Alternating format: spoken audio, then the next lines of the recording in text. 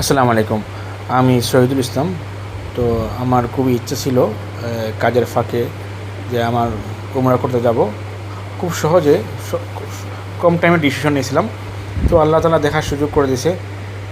উমরা করার পরে আমার নবী প্রিয় মুহাম্মদ সাল্লাল্লাহু আলাইহি ওয়াসাল্লামের রওজাতে উদ্দেশ্যে রওনা দিলাম মদিনাতে পৌঁছার পরে মসজিদে নববী, আপনার এত সুন্দর ভিউ, তারপরে শহরের ভিউটা এত সুন্দর, এত রহমতময়, এত পবিত্র একটা জায়গা।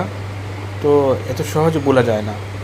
তো তারপরে মসজিদে নববীর ভিতরে নামাজ পড়লাম। তারপরে ওইখানে দোয়া করলাম। তারপরে আমার প্রিয় নবী মুহাম্মদ সাল্লাল্লাহু আলাইহি ওয়াসাল্লামের রওজার উদ্দেশ্যে হাঁটতে লাগলাম বাইরে যাওয়ার জন্য, দেখার জন্য। তো দেখার জন্য গেলাম, যাব।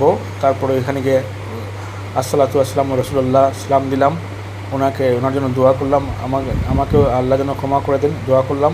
তো প্রত্যেক মুসলমানের দায়িত্ব, এবং সিলেট থেকে যান উমরা করতে, খুবই সহজে উমরা করে আসেন এবং দোয়া নিয়ে আসেন। আসসালামু আলাইকুম।